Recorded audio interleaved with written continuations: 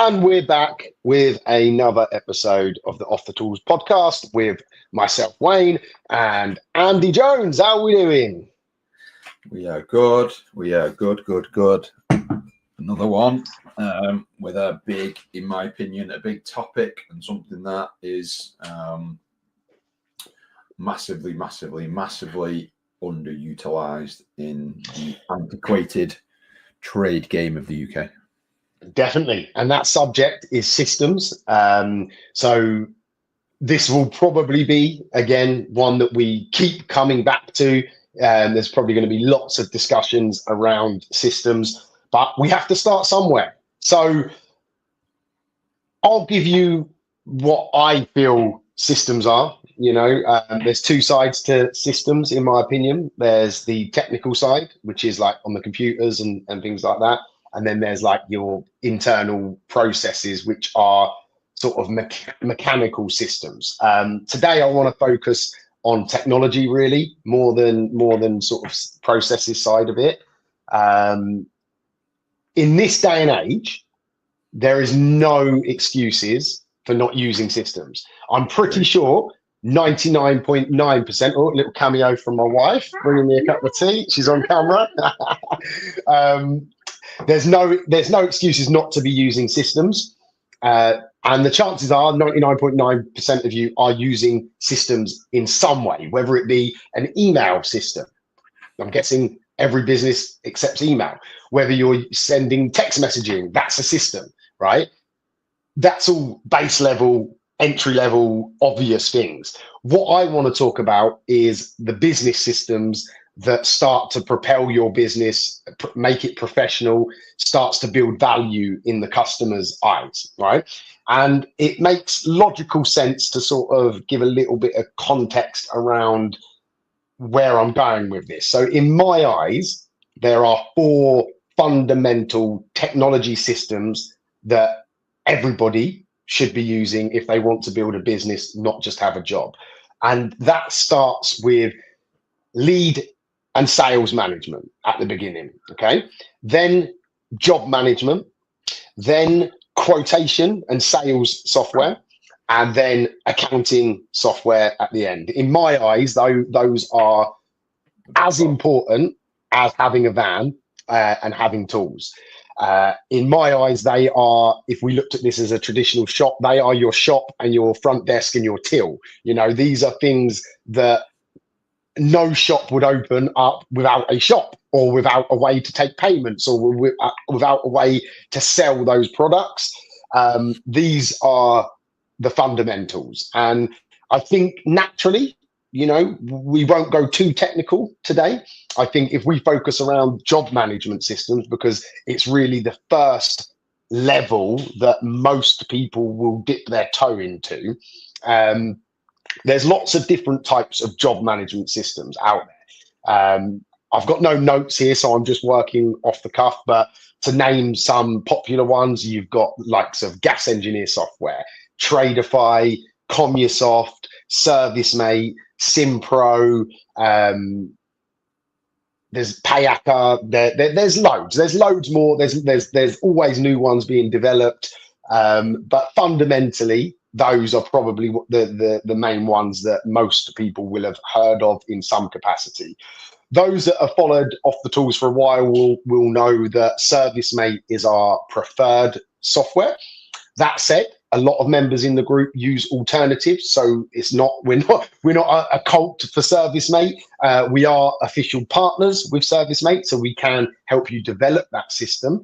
But we also work on all of the other systems and appreciate that every business is slightly different and the needs and the requirements don't always match just one software.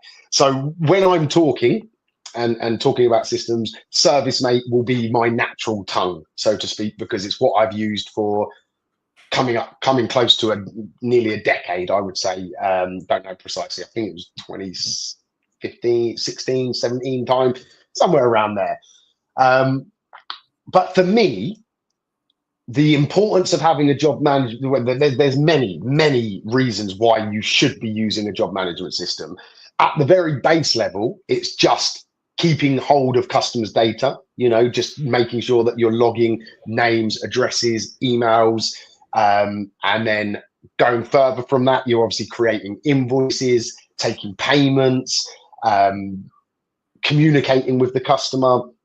And then obviously further on top of that, you start looking at automations and improving that customer journey through reminders, review collection, and the list can go on. There's so many variables to it, but it all starts somewhere, and whether you're using pen and paper at the moment, or whether you are using gas engineer software or whether you're using ServiceMate, the system becomes the beating heart of the business. And if you have aspirations to build a business rather than a job, then having a system at the core of the business is fundamental. Would you agree, Andy? Yeah, definitely. I think it's something that, in my opinion, is a necessity in 2025. Because and again, this is something that I've tracked the data on, and I'll give you a bit of a scenario. Let's say you're self-employed, you don't have a system in place to manage service reminders, just as one example. You might have it written down, and that requires you to then manually do it and ring out to that customer. If you miss that for whatever reason, because it isn't automated and done through the job management software, that customer may ring you, they may not ring you, they may forget who you were, they will ring someone else. And for example, if they ring a company that uses the job management software, the likelihood is you will have lost that customer then forever, because they will start to experience not only a new level of value through that software, but that software will work to keep that customer through reminders and things like that, so they won't slip through the net. Yeah, that's something I've spoke to a lot of lads about. They'll realise a month later, oh, this customer, I was meant to ring them, and I don't believe you can wait for customers to ring you anymore. When it comes to something like a reminder, a boiler service, I don't think customers, you can expect that of customers anymore. You need to be keeping them in the loop. So that's just one example there, the annual service reminders. And I know a lot of the basic softwares do that, like GES, doesn't have to be ServiceMate. But that was just something that again, from conversations I've had, that most guys' first foray into software is often because of that, isn't it? It's data capture, storage, and then if your business denotes any kind of recurring work, whether it be a CP12 or boiler service from the gas world, or an EICR for a spark, something like that every 5 years. So you need something in place. So that's usually the first dipping of the toe into the water, isn't it? Yeah, it started with certificates, didn't it? I think that was really like having the digital certificates like stored somewhere rather than writing it down on pads and stuff was really like the birth of job management, wasn't it? It certainly was my first foray into systems back in the day. It was just to get things a bit more organized. And when you work on your own, you can often look at these sort of systems and think, yeah, why do I really need it? I'm quite happy writing it down in a paper diary and filling out the carbon copy pad. And in a way, I can see why. You're in your comfort zone, you're used to it, it's worked up till now. But when you now bring in that new expectation, of the customer 15 years ago was down here, the new expectation of customers is up here. Everyone's busy. Everyone has lots going on in their lives. They expect more. Like Andy mentioned, Amazon Drive, like Amazon deliveries on a previous episode. You expect to be kept in the loop, don't you, of what's happening when things are due, and that expectation just keeps rising. So without a system at the heart, and obviously in my case and your case, in many cases, it's service mate, it's going to be very, very difficult to push on. And those that work for themselves and work just them at the minute, like a one-man band in a van, in the short term, yes, there is a bit of a headache. You know, I'm not going to dress it up. There's a bit of cost involved if you want to get it professionally set up, or there's a time element if you're going to try and set it up yourself. But there's also a day-to-day drag at first because you're doing something that you wasn't used to. So the first month, 2 months is where we see a lot of people sign up month 1, month 2, and then a lot of people drop off from using the system. And 99% of those are one-man bands. And it's because they didn't embrace and ride the learning curve, if that makes sense. Once people get through that first couple of months, they quickly realize it's actually easier to have my calendar on an app on the phone. It's actually easier for me to bang the customer details in and have it stored, because then next time they ring, it's all there. I don't have to write it down again. And it also works on a personal level as well, because once you have a digital calendar, for example, you can your wife can know when you're available and when you're not, and it just adds benefit to everything. But that learning curve can cause it definitely does cause people to stop pursuing that growth, and then they revert back to type and go back to paperwork and then wonder why in 3 years' time nothing's changed. So that's a fundamental thing that you've got to go through it. You know, when you ride a bike, it's very rare that you will just get on a bike and ride it, you know, without falling off. When you're a kid, or whatever age you learn to ride, you know, there is a learning curve. You're gonna smash your knee on the pedal. You're gonna fall off. You're gonna press the wrong brake and go over the handlebars. You know, it doesn't stop you from carrying on and getting through that. But if you have serious aspirations to I'm not even talking about growing into a big business. If you have aspirations to make your life easier, be more professional, charge more, build a better reputation, you know, then a system is a no-brainer. There is really no excuses in today's world not to have one. And what would you say when you first come to me, Andy, those few years ago?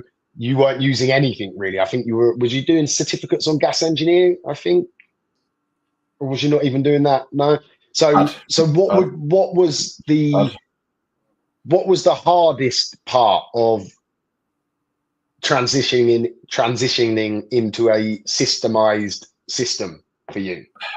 I suppose it was see, a mistake I made as well is, even though I'm pretty good at building software now, at the time I wasn't. I was also busy at the time. I made the mistake of trying to build it myself. That was one thing, and that's a bit of a common theme for the lads. They make the mistake of trying to build it themselves and maybe don't look at, again, we spoke about pricing in the last one, but well, actually this is going to take me days on end to build. I'd be better just outsourcing it and carrying on working. So that can be a bit off-putting when people, again, let's use ServiceMate as an example. They'll have a go at the free trial and go, oh, this is too much, I'm not sure what I'm doing. So that was the thing for me. It was once it was live, because I'd always done it in such an old school way. And again, I used to do a lot of emergency call outs. So I used to have a little paper pad, and all that I could do was signature on arrival, brief of the job, and then a signature when I was done. And that was easier, and to just grab that and do that. It was only once we started using ServiceMate where actually that can be done all automated now. So it knows whether it's you or one of your engineers, it knows when they've arrived on site, for example. You can do a job report with pictures and what you've done. And then obviously you can, it tells you the log out time as well. So just to lean into the pricing side of things a bit, and we spoke about bringing value. a system has to be there for you to be able to increase your pricing. It has to be done. It's part of the natural evolution of the business. And it can't be just viewed as a benefit to the business itself. And of course it is. That's kind of its primary function, really. However, it also as a byproduct of that, it brings more value to the customer. Again, you use the Amazon Prime analogy that I mentioned, because it keeps the customers in the loop, things like that. So a really good conversation we've had with some of the lads in Alliance when they started using it is some of them maybe weren't charging for a fault find, whether it's, again, Spark or Gas Engineer, whatever. They'd go out and not charge for a fault find because they struggled to see how they could construct that, or maybe they were only charging a little bit because it's not took them that long, rather than being strict with their hourly rate. With something like a job management software, on top of all the stuff about keeping them in the loop, that job report then becomes the weight behind something like a fault find, because everything then becomes itemized within it, stored. It protects the business, and the customer gets a copy. So that awkward conversation that everyone's probably had at some point of, well, what am I actually paying for? All you're doing is telling me what's wrong with it. So you're paying for a fault find diagnostics visit that includes a digital job report, and here it is, kind of thing. So that's one thing that has been a common conversation within the Alliance when it started with, oh, how can I increase my prices? It's, let's get your job management software up to speed, and then you use that as part of the value package, let's call it, when you bring to the customer. So yeah, I think there's a lot of viewing of it. Well, I don't want to, like, again, you spoke about investment. A very common conversation on the online forums is, well, I'm not paying that much for that, because all it's then viewed as is like a diary thing, or all it is a glorified diary. Why would I spend, £100 a month or whatever it is on that? But it's just so much more, isn't it? And that's the thing that gets missed out. It shouldn't. It's not a cost. It is an investment, because it will generate you money, either directly or indirectly. It'll either generate you a better reputation, it will generate you extra time because you're now organized, but it can also be used to get work and bring money in directly. And then when you then start to factor in that if you're going to take on someone to answer your phones, for example, or something like that, it's then a no-brainer. It's not even negotiable at that point, is it? Because there has to be that centralized hub to the system. Have you used any other job management systems, or was ServiceMate your sort of like first proper one, and you've sort of just stuck with that since? Yeah, again, when I built the heating business, as you said, it was from an absolute ground zero point. And I was that. So much of the things that we've spoke about, I was virtually a full-time subcontractor, save the 15, 16 customers that I'd done for myself that were probably local customers. And I was still using paper for CP12s. I was still using a paper diary. I was still writing bits down. I was still, keeping my receipts in a bag and dropping them off for the accountant at the end of the year in a big scruffy bag. So I had absolutely nothing. So that was my first foray. I'd seen some of lads that I knew who'd used Gas Engineer software, and my best mate uses his business uses Tradify, but it was only when you give me a demo on ServiceMate, I was like, yeah, this is the shit. Like, and that seems to be the consensus. And the thing with softwares as well is, as the popularity grows and more people use the software and then pay the subscription, providing the companies ran well, which ServiceMate is, then that fuels the growth, the upgrade, let's call it, of the software itself. And ServiceMate gets progressively better and better each year as it does its upgrades. And it's, for me, it is the best piece of software. I'll slightly vary it and say there isn't one perfect piece of software. That's true. There's some stuff in CommuSoft that ServiceMate doesn't have, but if you had to choose one that was the market leader for a domestic business, where you've not got more than 30 members of staff, ServiceMate is the go-to. And that applies whether it's just you on your own. We've got lots of lads in the group, if it's just them on their own, isn't it? Use ServiceMate and they're like, fuck, like, if I'd have had this years ago, it's always that same thing. Oh, I wish I got this years ago. My business would be so much further along. You'd have more reviews, you'd have better retention, you wouldn't have lost many customers and things like that. So yeah, it's always, in my opinion, the first step forward after coaching, of course, is to get a job management software. Yeah.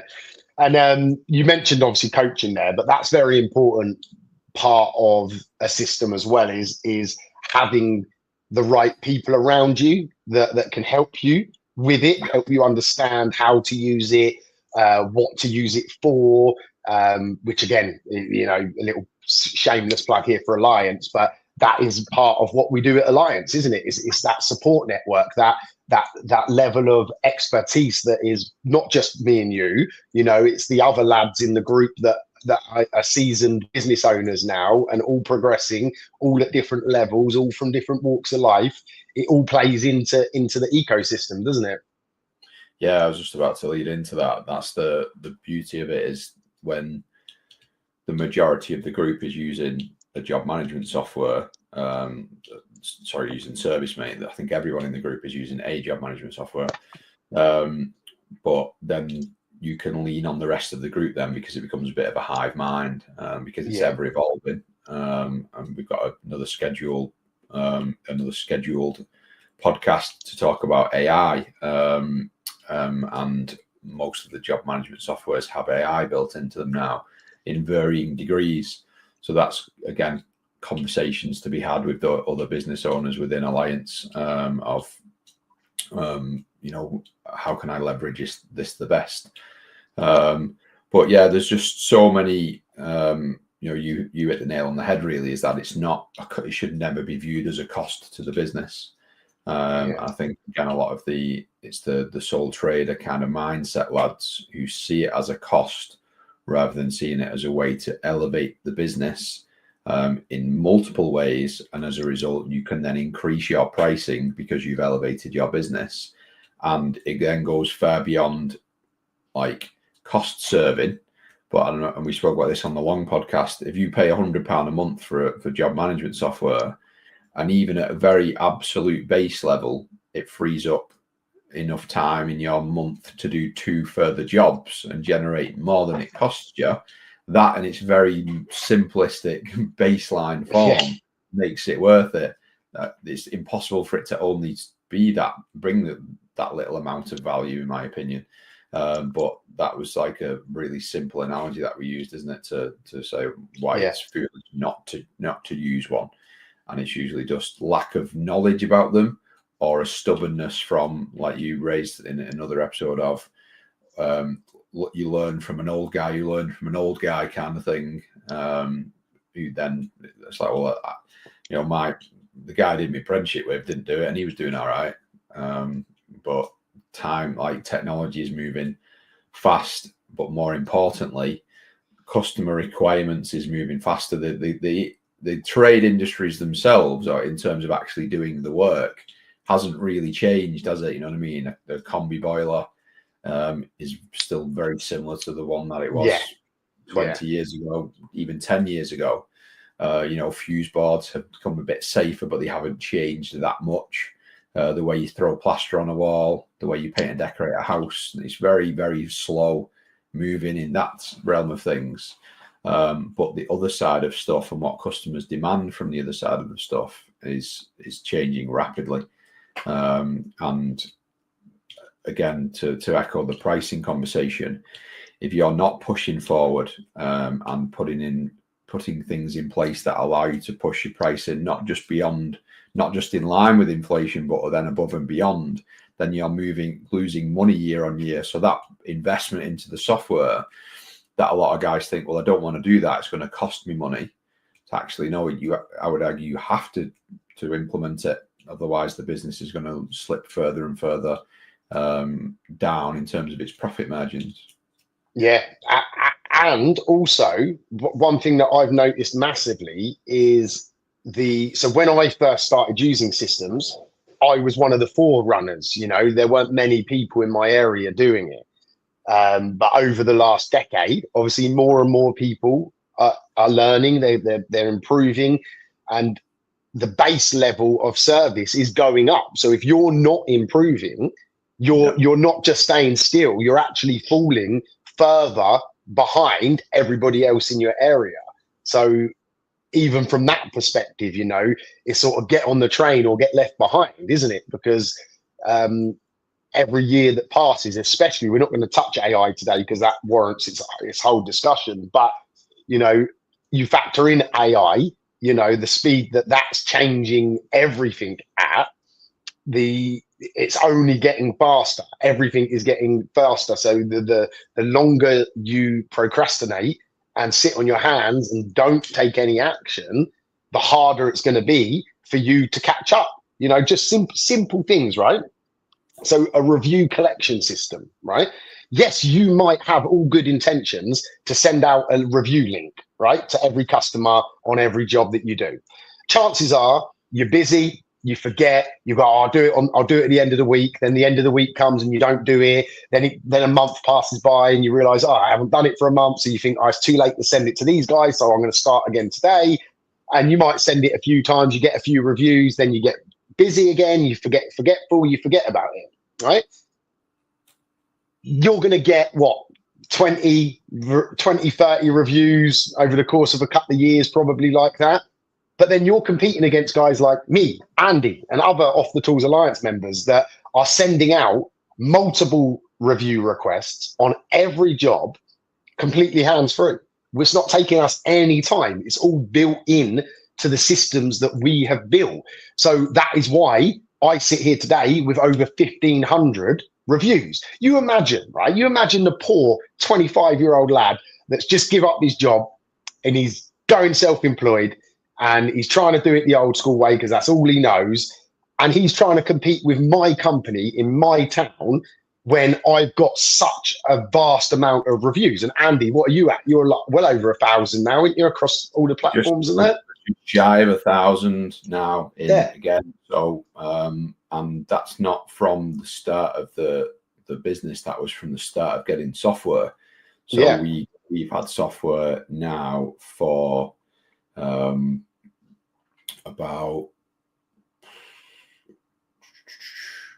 so we properly kicked off with the software last summer.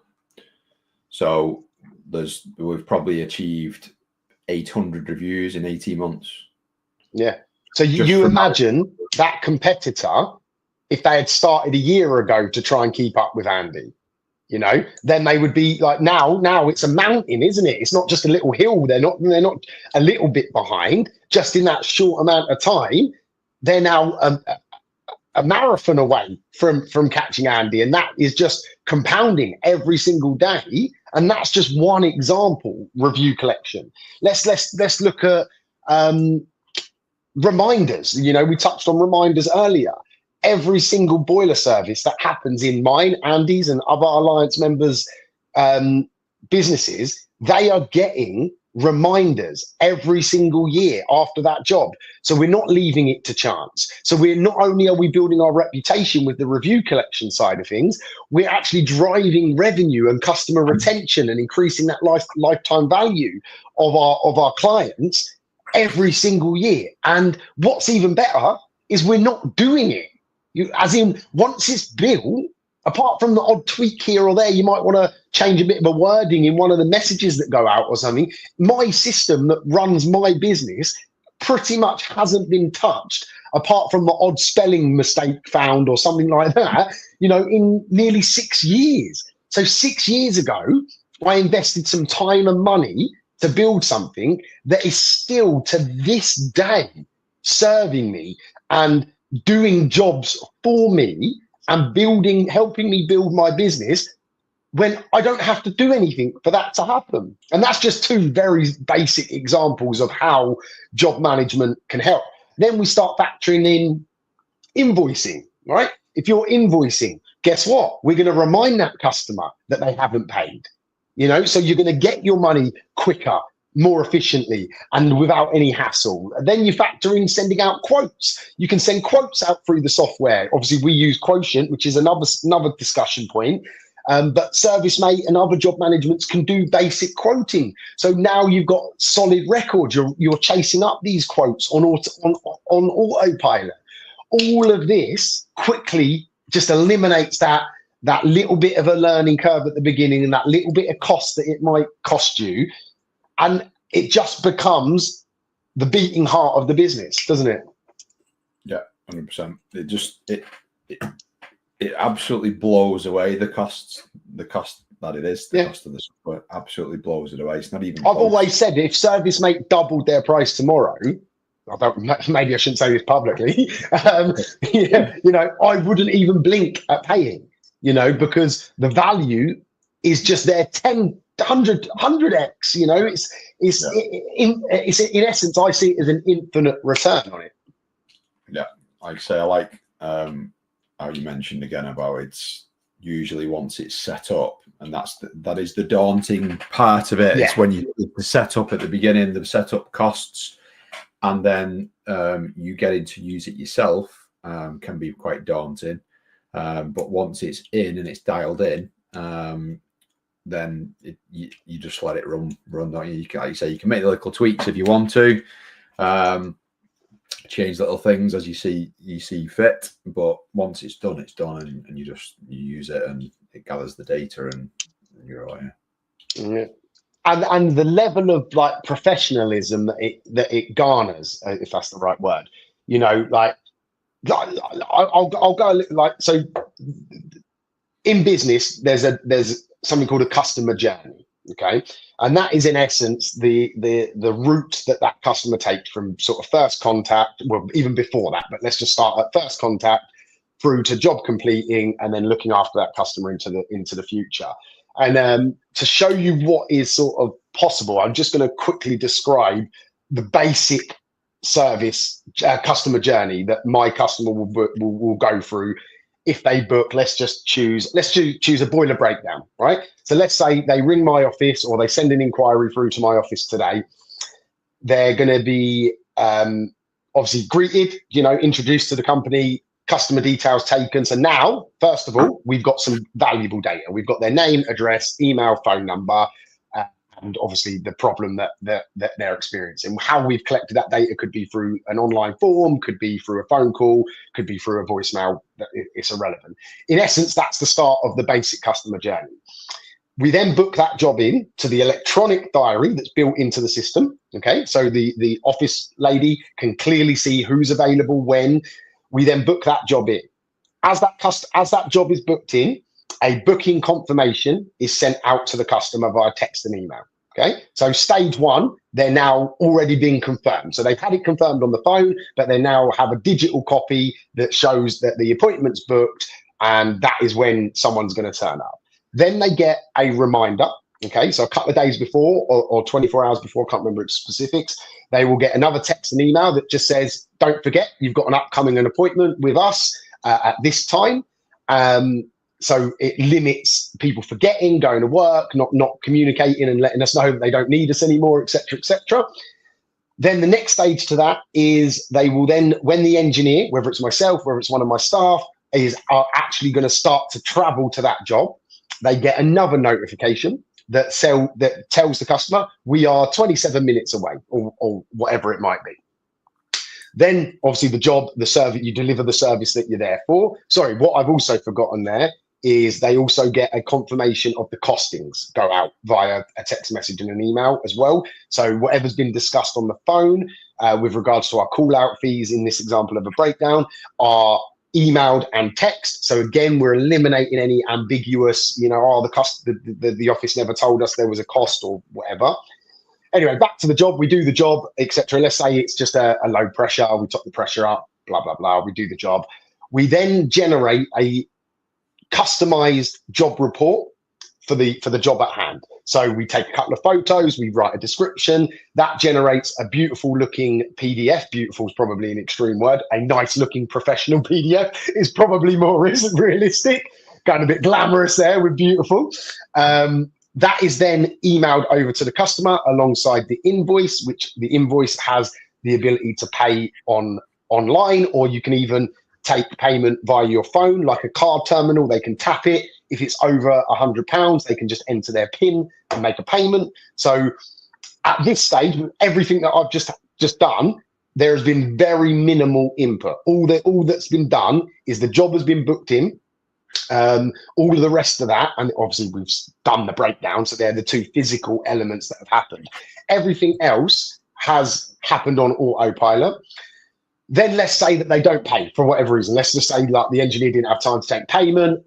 If they don't pay, they will then get a series of reminders via text and email to make payment. Obviously, once they pay, that reminder stops.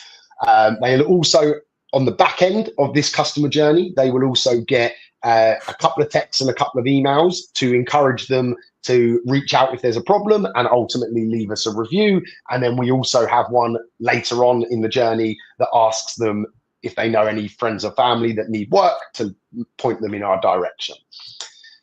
So that there, right? If you're not doing half of that, look how far behind you are compared to someone like me. And that's just a very basic one. You know, there's elements following on for this for future marketing and future works and et cetera, which is probably a whole nother episode. But I just wanted to showcase what a system can do. On top of all of that, we now have all of that data in the system. So at anywhere in the world, I can log in and I can see Mrs. Jones's boiler, using Andy's mum's name here, Mrs. Jones's boiler. I can see who did what, when, what communications have gone out, what's been paid, what's not been paid. If they reply, I'll get any communications come back in, and it just collates it all. And on top of that, obviously anyone in the office can see. So if I'm not available, they can look and go, oh, we were there 2 weeks ago. I wonder if it's linked to that job that this phone call is about, et cetera, et cetera. Just makes things so much better, doesn't it, Andy? So yeah, so that's just a very basic customer journey for a boiler breakdown. Might scare a lot of you, but once that is set up, whether you do it yourself or whether you come through a partner like myself and Andy, it's set up. I haven't had to rebuild this. I haven't had to touch this in years and years. So it just works on autopilot, which is what we all want, you know? I think one thing as well, I just want to add in there as well for the lads that maybe either plan to have other lads out on the road or already have, and they're sort of managing them manually, like all that data that you were saying, it's visible from your admin person or for yourself. But it also, again, by definition, is a job management software to manage the jobs that your team is working on. Yeah. So you then have a diary that can be populated. So one thing that it becomes extremely valuable too, when you're trying to get the most amount of either work completed or maximum revenue per day per engineer, the way it can be viewed from the person managing the diary, again, whether it's yourself or someone in the office, it's laid out in a really good way where they can say, well, actually, you know, he's a bit stuck on that job, or we've had something else come in, let's swap them around, we'll move that to that guy, that to that guy, and that to that guy. That would become too much work to do logistically if you wasn't using the job management software. Yeah. That's something that when I look at it now for the team, I think like how this would be virtually impossible to do without this job management software. Yeah, I agree. If anyone's got a couple of lads out on the road and they're thinking, shit, this is hard work, I don't think I want to grow the team anymore, maybe it's because you've not got a job management software. Yeah, no, that's a really, really good point there. And what worked 10 years ago might not work today. You know, you might need to just change some things. If you've been on the same software for a long time, it might just be that you need a bit of something new and something that does something a little bit different, because ultimately not all systems will suit all businesses. So you do have to find one that fits for what you want and has the features available. But there are plenty out there. Unless you've got the time, the money, and the inclination to build a complete from the ground up software to make it exactly perfect for your business, even then you're never going to reach perfection. Then using one of these off-the-shelf ones that have the ability to customize. Yeah. So some softwares, like Gas Engineer software, like Tradify, they're very rigid. You know, there's not much adaptations that you can do. Whereas things like ServiceMate, SimPros, and others, you can adapt it and build it. Which is why there's partners like us that to manipulate the core software into more of a bespoke version for you, which is again another reason why we recommend ServiceMate so highly, because we can integrate with the likes of Sales Lion, which is the lead and marketing software, Quotient, and obviously it links with accounting softwares like Xero, QuickBooks, etc. Yeah, later down the line as well, we're going to run a bit of a webinar, aren't we, on software. So we will just showcase some of the software and just show you, give you a more visual idea, because obviously we can talk about it all day, but we're used to seeing it and we can picture it in our head. Yeah. I think some of the guys listening probably thinking, oh, what's all that about? Can I see it? And we do get a lot of requests to see it in action or see it live, so to speak. So we will be doing a webinar and talking about and showcasing the big four that we spoke about before, which is sales and marketing, job management, quoting, and then accounting softwares. I would say the one accounting software wise is the one that maybe some guys might have, even if they're not using it. So a lot of accountants will tell you, you need this software, even though you've not played with it. So that could be useful for them to look at. But the other three are generally very visual. And like I say, they can be customized and built out. So yeah, stay tuned for that, or keep your eye open rather for that. We will get dates out on that across a few platforms. So if you're not following already, just give us a follow and you'll be updated on that, and you can see it working in real time in a real business and exactly just what it's capable of. Exactly that, yeah. And if you've got any specific questions or anything around systems, please just drop us a message on our emails, Wayne or Andy at offthetools.co.uk, or better still, post it in the Off the Tools Facebook group, which is a thriving community full of people all over the country at all different levels that is completely free. So make sure you go and join that. Anything else you want to add, Andy? Nope. I think there's only so much to put into one, but yeah. See you on the next one, guys.